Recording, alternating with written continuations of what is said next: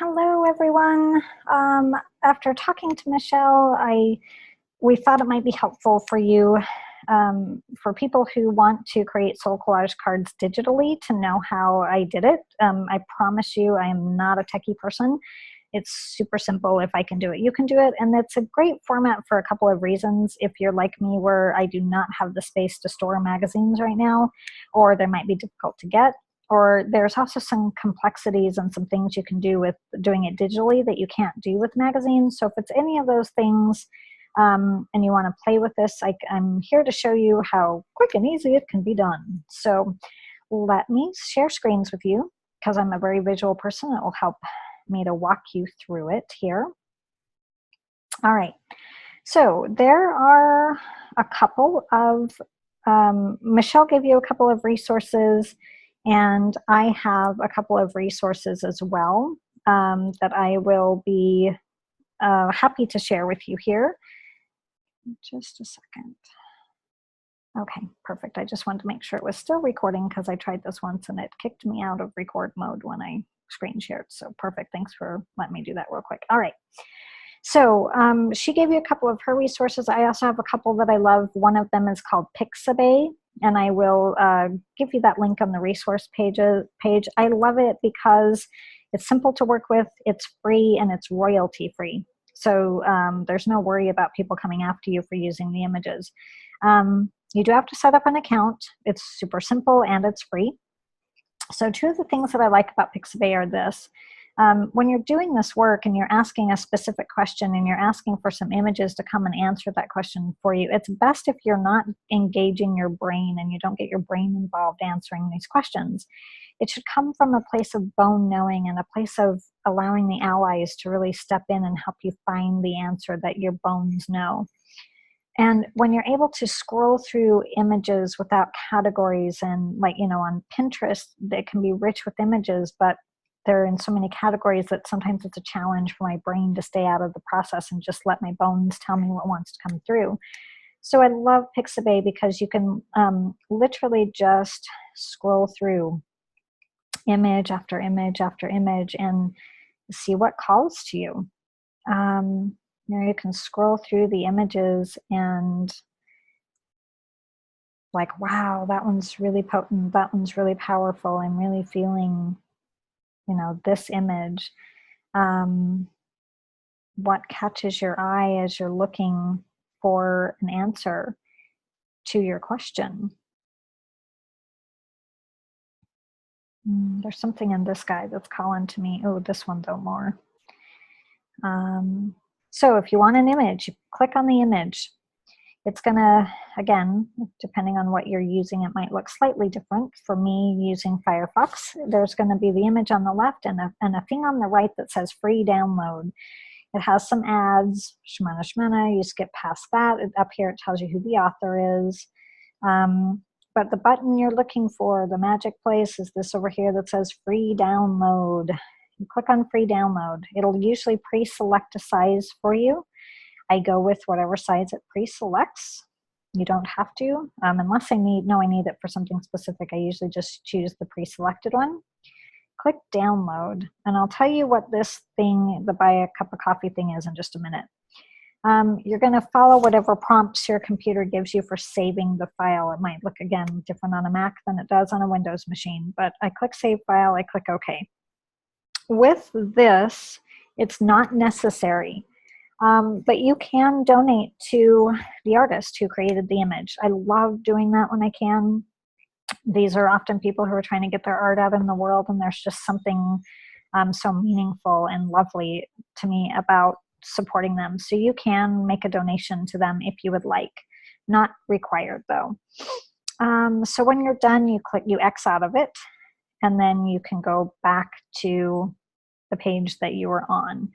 The other thing that I really love about Pixabay is that sometimes you have the sense that there's something big or fast or something that photography, real images just can't quite capture. So they do have the option of illustrations. So you can find things like this image, or this image, things that might speak to a different something than just a photograph can. Really dig in this image right here. There's something about this that's really calling to me. And, you know, it can be confusing because this looks like a photograph. It's actually something that someone did in Photoshop. It's not or, you know, played around with enough in Photoshop that it's not an actual image at this point. So again, you're going to click find the free download.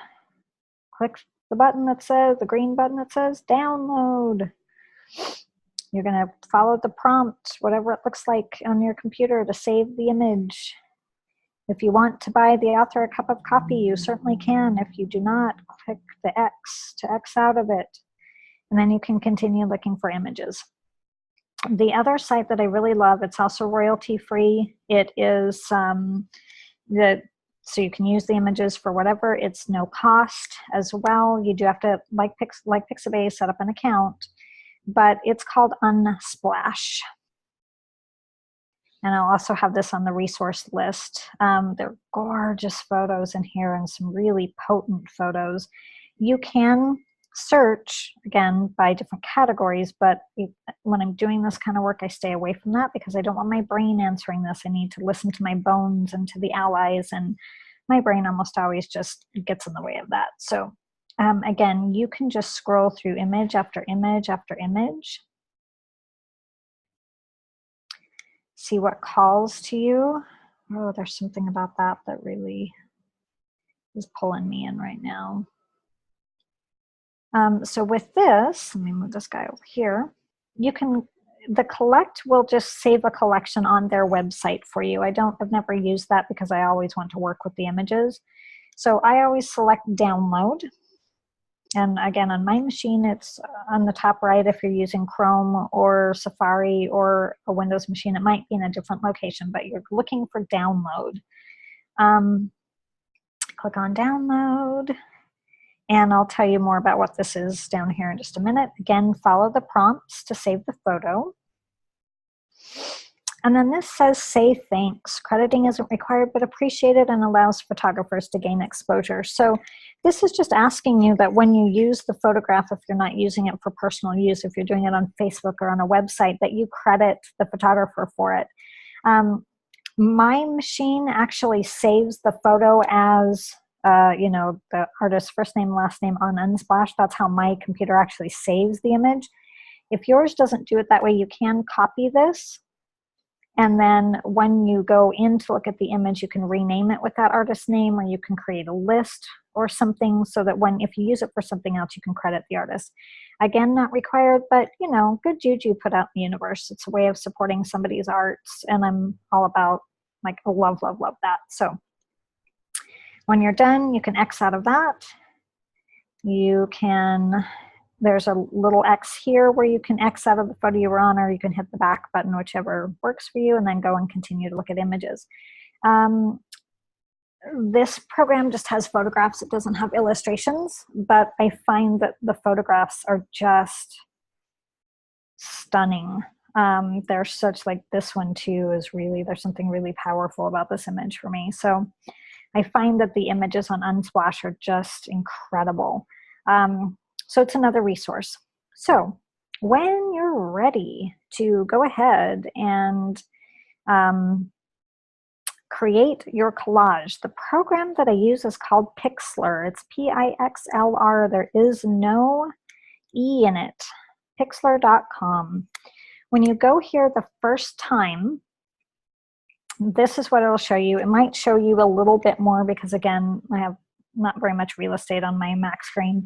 But what you're looking for isn't right here when you first open it, okay? So I scroll down until I get to these option buttons down here. Pixlr Pro is a paid-for program. I think it's probably similar to Photoshop. Pixlr Editor is meaty. It's great, but I am not techie enough to use it. It has all kinds of features that make my head hurt. Someone more techie than I could, I'm sure, use it and do all kinds of cool stuff with it. Not what I use because I'm not techie. Pixlr today, I think, is super, super simple, way more simple than what I need. So I use Pixlr Express, the purple one. Pixlr Express. It is just meaty enough without being so unbelievably complicated that I can't use it. So I click on Launch Web App. Ding! There we go. And I'll move this back over here. Again, on Firefox, the options are going to be on your left. There's usually going to be ads running on the right. I'm fine with that. It's a really pretty meaty, free program, and I don't mind having them show ads so that I can use it. Contrary to what you might think for doing a sole collage, you probably really don't want to click on Collage over here on the right. It gives you very limited options. You can't layer photographs. You can't put one over the other. You can only put them side by side in their template.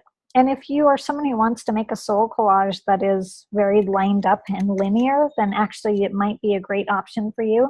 If you're wanting to have things where you can layer and overlay, it's not going to be what you want. So what I do use this feature for some things. I just don't use it for sole collage. I click on the Browse button. The Browse button is going to allow you to bring a picture in to start working with, okay? So you hit Browse, dun, dun, dun, dun, and then you find in whatever comes up on your particular type of computer, whether it's a Mac or a PC, you're going to find what images you're looking for. Mine always show up in my downloads folder. Yours might land someplace else depending on how your computer's set up. So let's see. You know what? I want to bring in, these are some that I downloaded earlier. I want to bring in this guy. So once you bring a photo in, it's going to change.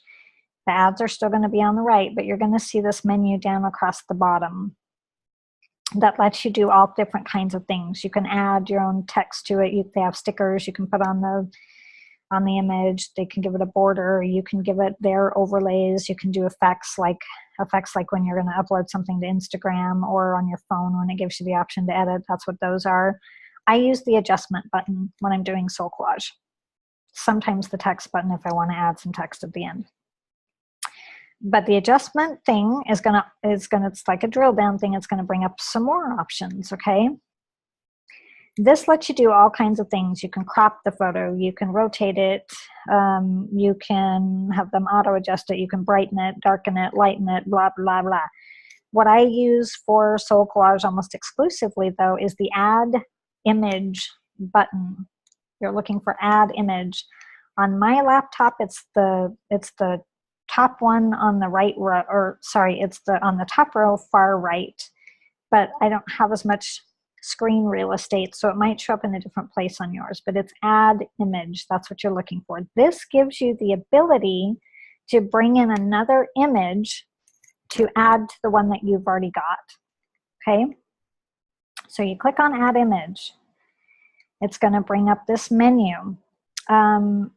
You want to look for the image that you want to bring in. So again, you're going to look at browse. What am I looking for?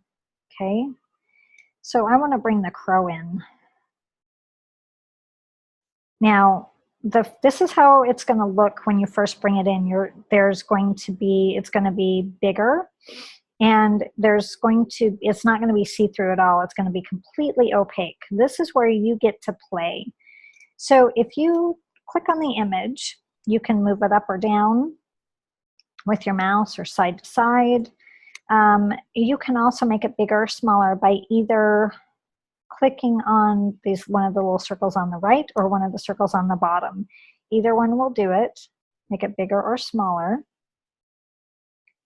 And you can move it where you want it. Now, if you want it left this way, where it's not see-through at all, you can just add that as an image to your sole collage.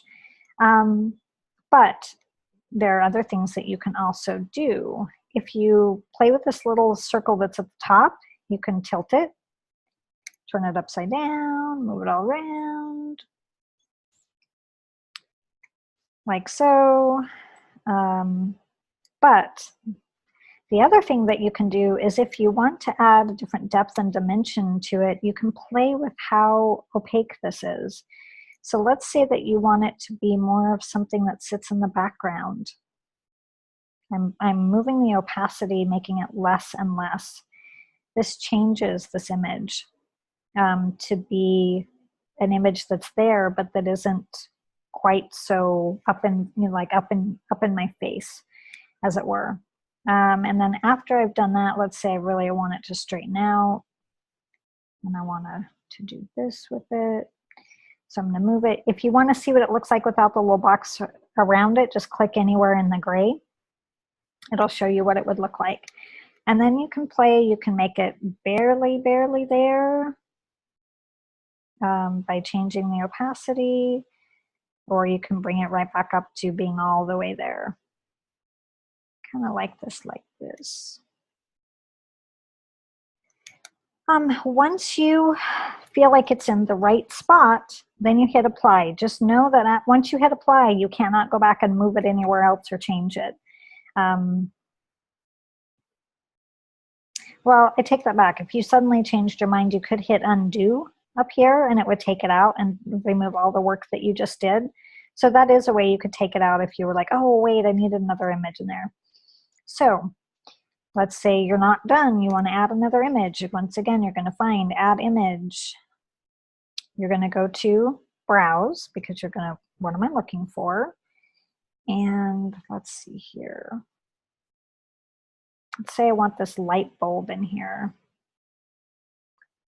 Now, it's not very opaque because whatever you bring the image at, it'll stay at the last thing that you set it for. So the last thing I set it for was being not very opaque. So it's coming in not very opaque. Let's say that I want to do this, but I don't want it to be. I want it to kind of be noticeable. Maybe I don't want it over there. Maybe I want it more over here. Maybe I want it a bit smaller. Maybe I want that point of the star to be pointing right there. So again, if I was like, I think I really want it just there and bold, I can bring it all the way up so it's not see-through at all. If I want to play with it in a different way, I can make it more opaque. You know, some of the things that are fun about opacity is like what I did in the first Soul Collage card that I made. Let's say I wanted the light bulb to actually be the center of the circle. Shrink it down, make it a bit smaller. I could play with the opacity.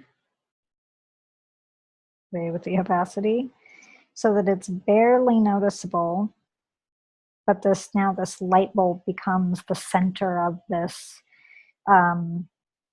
circle. Play with it a little bit more so it becomes more noticeable. Or, you know, maybe I want the light bulb to show up in between the spokes of the circle. Anyway, so there are ways that this isn't probably the best one to show you as far as how cool it can be if you want to superimpose images on top of each other, but there are ways that you can definitely do that. And let's say you're like, I really don't like that there after all. Maybe it's meant for something else. Just hit cancel, it goes away. Click add image again. Click browse again. Let's see. Ooh, let's try this one.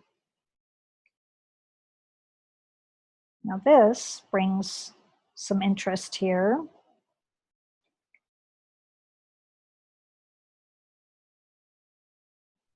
Play with superimposing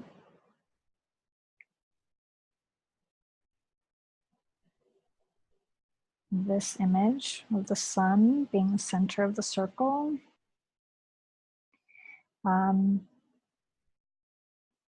Maybe I want to tilt it just a little bit.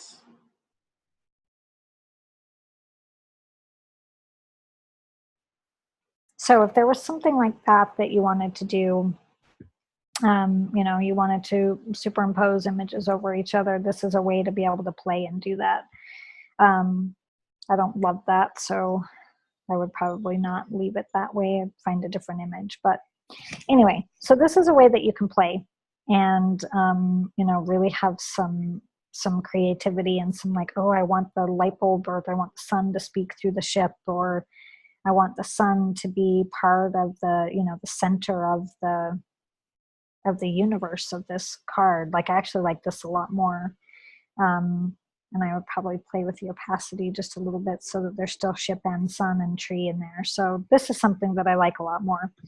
So again, options are yours. You can add as many images as feel right. Just make sure that after you are complete with an image, you hit apply. When you feel like it's done, you want to hit save. Don't hit close. If you hit close, sadly, you will just get rid of all the work you just did. So don't hit close yet. Hit save. It's going to give you a percentage of quality that you want to save it at. I always save it at 100% because I want it saved, you know, make it the best image that I can. So I hit save. And then it's going to give you an option of where to save it. If you have a Soul Collage, you know, folder on your laptop, save it there. Pictures, doesn't matter, wherever you want to save it. So I'm just going to do that. There we go. I'm going to hit save. And then once you hit save, it's going to bring you right back where you were. So at this point, if you want to start something new, this is when you would hit close. It will take you back to the screen. And you want to work on another set of cards, you would hit browse, see what images you wanted to start, you know, pulling in, begin the work again. And once you bring the image in, you'll go to adjustment, add image, browse. Let's say, I want to bring the lamp in here. Kind of like that, actually. And you go create from there. When you're finished, you apply. When you're all finished, you save, and on from there. So that is how I create a digital soul collage. Hopefully this is helpful for you. If you have questions or whatnot, please don't hesitate to let me know. I'm happy to help troubleshoot, and I'm looking forward to seeing your images. All right, have a good one.